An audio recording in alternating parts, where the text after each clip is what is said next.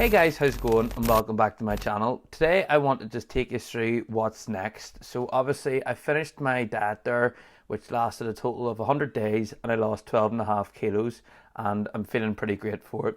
And I just kind of want to talk you through what's next for me. So obviously I set out with the goal last year in 2022 to start a 2-year bulk, and that's still the plan. So we've only finished the first year of it and still have a long way to go, but I am looking forward to see what the next year has to offer. I do have some ideas of things I want to do, but I do want to try and keep that a little bit to myself right now, just because I don't want to put the pressure on myself and possibly give you the expectations and I might not then get there. So the first thing that I'm planning to do is to go back into bulk from the start of July. Today it's the 22nd of June, and my plan is to basically just enjoy myself for the last 9 days and set myself up with a proper program for food. That is when July comes around. As well as that, my training has been changed up slightly, not too much. Just some of the exercises have been moved to a different position just so that I can make sure that I'm training each muscle group optimally. The next thing that I plan to do is just to build up a routine, and just by having a better routine it means I'll be able to stick to it and enjoy it, because while over the diet I was in a really good routine and it worked really well for me. So I just want to continue that on just to make sure that I can stay focused as much as possible. I want to try and increase my clientele that I have in the gym and just be more focused and dialed in to the gym consistently. So that means that if I'm in the house, I'm doing work and I'm not pissing about. That was happening too much when I was in university, and now because that's all done, the main focus is the gym and things are going in the right direction. So I'm just trying to build that up as much as possible. And as a matter of fact, I do have a few spaces available if you are interested in getting involved. As you can see from the photos on the screen, I was able to do this in 100 days, and that wasn't even me trying to push. So I'm sure you can get just as good results, if not even better results. Kind of the main things that I wanted to cover, but the last couple of things in the video that I want to cover as well is just I want to make sure that I can grow everything. Now the YouTube's been going great, the Instagram's going well, and the TikTok's kind of been lacking because I haven't really been doing that, but I do really want to focus on them and grow them to a specific number by the end of the year, and I've got 6 months to do that. So I'll have to really get the head down to do that now, and I am looking forward to the journey, because at the end of the day I am loving it and it's just really enjoyable to do, just to be able to help as many people as possible. Probably the biggest thing that I actually forgot to mention there is that I'm going to try and bring a new series about.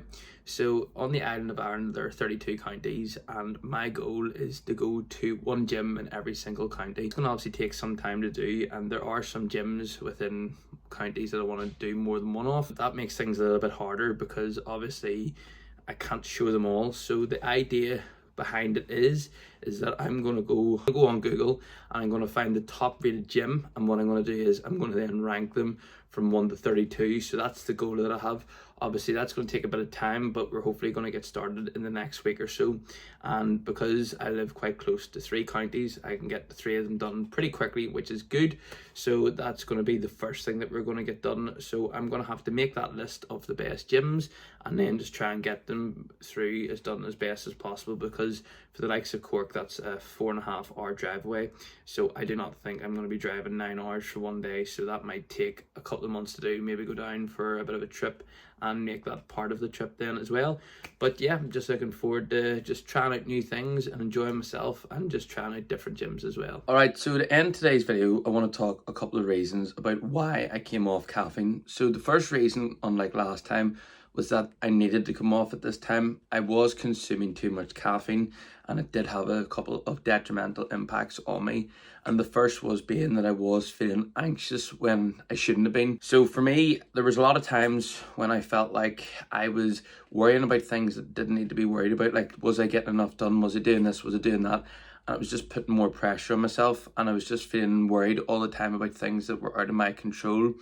And I have noticed now, coming off it for a bit longer than a week, we're coming up to near enough, I think 2.5 weeks now, and I do feel a lot better for it. So it was a really good positive and a real wake-up call to actually reduce caffeine properly for a prolonged period of time so that I could feel the effects of it. So the second and final thing that I want to talk about is sleep. And in the fitness industry, it is extremely important to make sure you're getting an adequate amount of sleep if you're looking to build muscle. And for me, I was trying to sleep between 7 and 8 hours most nights, and my sleep I didn't feel was great. I was waking up in the mornings for about 6 o'clock and I was feeling pretty tired and groggy still, and it's not something that you want to be dealing with. Obviously, since I've reduced the amount of caffeine that I'm taking, I'm only sleeping between 6 and 7 hours, but my sleep quality is so much better. I'm waking up in the mornings ready to go, and as well as that, I'm not having naps during the day, which has made a really big difference to how productive I can be. Just being able to be so much more productive has made me feel so much better, and as a result, my mood has actually increased in a positive way as well. So yeah, these are just two things that I want to share with you that I think have affected me in the most positive way. And again, if you haven't tried coming off caffeine for a bit, give it a go, because it can make all the difference. So anyway guys, this is going to be the end of today's video. I do hope you enjoyed it. I know it's a short one, but I just wanted to kind of give you a little bit of a life update on what's going on. I do have a few videos in the mix coming very soon, so I do hope you're looking forward to them. Definitely a few food challenges in there and just a couple of other challenges as well. Stay tuned for that, and if you haven't already, please be sure to share and subscribe. And until next time, goodbye.